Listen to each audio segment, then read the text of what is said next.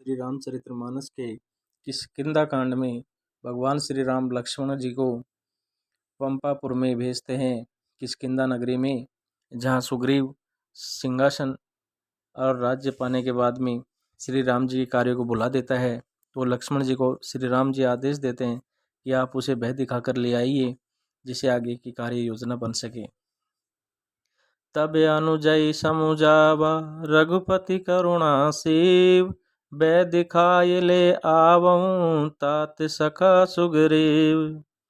तब दया की सीमा श्री रघुनाथ जी ने छोटे भाई लक्ष्मण को समझाया कि ये तात सखा सुग्रीव को केवल भय दिखलाकर ले आओ, उसे मारने की बात नहीं है।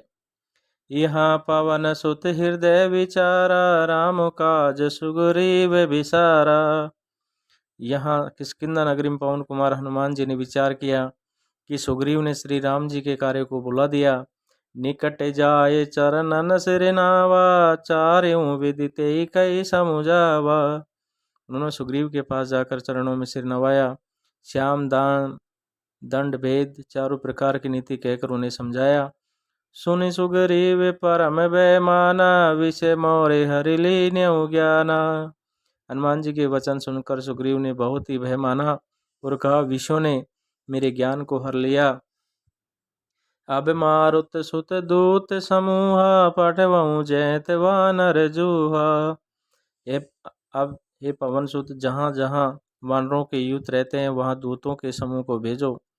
केवं पाख मऊ आवन जोई, मोरे करता करे वध होई। और कहना, उनको कहला दो कि एक पखवाड़े में 15 दिन में जो न आएगा उसका मेरे हाथों वध तय है। तब हनुमंत बुलाए दूता, सब कर करी सन्मान बहुता। तब हनुमान जी ने दूतों को बुलाया और सबका बहुत सम्मान करके भय अरु प्रीति नीति देखराई, चले सकल चरणन सिर नाई। सबको भय प्रीति और नीति दिखलाई और सब अंदर चरणों में सिर नवा कर चले। ए अवसर लक्ष्मणपुर आए, क्रोध देखी जयते कपिदाए। इसी समय लक्ष्मण जी नगरी में आ पहुंचे। उनका क्रोध देखकर बंदर यहाँ वहाँ भागने लगे। धनुष चढ़ाए कहा तब, जारे करऊं पुर छार, व्याकुल नगर देखे तब आयो बाली कुमार। तदंतर लक्ष्मण ने धनुष चढ़ाकर कहा कि नगर को जलाकर अभी राख कर दूंगा। तब नगर भर को व्याकुल देखकर बाली पुत्र अंगद जी उसके पास आए। चरण नाय सिर विनती कीनी, लक्ष्मण अब बहाते दीनी। अंगद ने उनके चरणों में सिर नवाकर विनती की, क्षमा याचना की। तब लक्ष्मण ने उनको अभय बहा दिया, अर्थात भुजा उठाकर कहा कि डरो मत। क्रोधवंत लक्ष्मण सुनि काना, कह कपीसी अति भय अकुलाना। सुग्रीव ने अपने कानों से लक्ष्मण जी को क्रोध युक्त सुनकर भय से अत्यंत व्याकुल होकर कहा, सुनो हनुमंत संग ले तारा, कर विनती समुझाऊ कुमारा। ये हनुमान सुनो, तुम तारा को साथ ले जाकर विनती करके राजकुमार को समझाओ, समझा बुझाकर शांत करो। तारा सहित जाए हनुमाना, शरण वंदे प्रभु सुजस बखाना। हनुमान जी ने तारा सहित जाकर लक्ष्मण जी के चरणों की वंदना की और प्रभु के सुंदर यश का बखान किया। कर विनती मंदिर ले जाए, चरण पखारी पलंग बैठाए। वे विनती करके उन्हें महल में ले आए तथा चरणों को धोकर उन्हें पलंग पर बैठाया। तब कपीस चरणन सिर नावा, गए भुज लक्ष्मण कंठ लगावा। तब वानरराज सुग्रीव ने उसके चरणों में सिर नवाया और लक्ष्मण जी ने हाथ पकड़कर उनको गले से लगा लिया। नाथ विशेषम मद कछुनाई, मुनि मन मोह करई छन माई। सुग्रीव ने कहा, हे नाथ, विषय के समान और कोई मद नहीं है। ये मुनियों के मन में भी क्षण मात्र में मोह उत्पन्न कर देता है। सुनत विनित वचन सुख पावा, लक्ष्मण ते बहुविधि समुझावा। फिर मैं तो विषय जीव ही ठहरा। सुग्रीव के विनय वचन सुनकर लक्ष्मण जी ने सुख पाया और उनको बहुत प्रकार से समझाया। पवन तनय सब कथा सुनाई, जय विधि गए दूत समुदायी। तब पवन सुत हनुमान जी ने जिस प्रकार सब दिशाओं में दूतों के समूह गए थे वह सब हाल सुनाया। हरषि चले सुग्रीव तब अंगदादि कपिसात रामानुज आगे करे आए जय रघुनाथ। तब अंगद आदि वानरों को साथ लेकर और श्री राम जी के छोटे भाई लक्ष्मण जी को आगे करके सुग्रीव हर्षित होकर चले और जहाँ रघुनाथ जी थे वहां आए। हर्षि चले सुग्रीव तब अंगदादि कपिसात रामानुज आगे करे आए जय रघुनाथ। नाई चरण सिर कर नाई चरण सिरु कह कर जोरी नाथ मोहि कछु नाहिन खोरी। श्री रघुनाथ जी के चरणों में सिर नवाकर हाथ जोड़कर सुग्रीव ने कहा, हे नाथ, मुझे कुछ भी दोष नहीं है। हे देव, अति से प्रबल देव तब माया छूटई राम करऊं जो दाया। हे देव, आपकी माया अत्यंत ही प्रबल है। आप जब दया करते हैं हे राम, तभी यह छूटती है माया। विषय विषय सुर नर मुनि स्वामी मैं पावर पशु कपि अति कामी। हे स्वामी, देवता मनुष्य और मुनि सभी विषयों के वश में है, फिर मैं तो पामर पशु और पशुओं में भी अत्यंत कामी बंदर हूँ। नारी नयन सर जाहिन लागा घोर क्रोध तम निशी जुजागा। स्त्री का नयन बाण जिसको नहीं लगा, जो भयंकर क्रोध रूपी अंधेरी रात में भी जागता रहता है। लोभ पास जय घर ने बांध्या सो नर तुम समान रघुराया। और लोभ की फांसी से जिसने अपना गला नहीं बांधाया, हे रघुनाथ जी, वह मनुष्य आप ही के समान है। ये गुण साधन ते नहीं होई तुम्हारी कृपा पावे कोई कोई। ये गुण साधन से नहीं प्राप्त होते, आपकी कृपा से ही कोई न कोई इन्हें पाते हैं। तब रघुपति बोले मुस्काई तुम प्रिय मोहि भरत जिमि भाई। और तब रघुनाथ जी मुस्कुरा कर बोले, भाई तुम मुझे भरत के समान प्यारे हो। अब सोई जतन करऊं मन लाई जय विधि सीता के सुध पाई। अब मन लगाकर वही उपाय करो जिस उपाय से सीता की खबर मिले। यही विधि होत बत कही आए वानर यूत नाना बरन सकल दिशी देखई की सिबरूत। इस प्रकार बातचीत हो रही थी कि वानरों के झुंड आ गए। अनेकों रंगों के वानरों के दल सब दिशाओं में दिखाई देने लगे। वानर कटक उमा में देखा सो मूरुख जो करन चले का। शिव जी कहते हैं, उमा वानरों की वह सेना मैंने देखी थी, उसकी जो गिनती करना चाहे वह महान मूर्ख है। आय राम पद नावई माथा निरखी बदनु सब होय सनाथा। सब वानर आकर श्री राम जी के चरणों में मस्तक नवाते हैं और सौंदर्य माधुर्य निधि श्री मुख के दर्शन करके कृतार्थ होते हैं। अस कपि एक न सेना माही राम कुशल जय पूछी नाही। सेना में एक भी वानर ऐसा नहीं था जिससे श्री राम जी ने कुशल ने पूछी हो।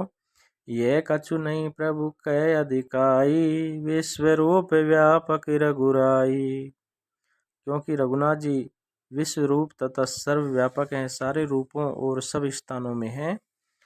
ठाडे जैते आयु से पाई कै सुग्रीव सबई समुझाई। आज्ञा पाकर सब जहां तहां खड़े हो गए।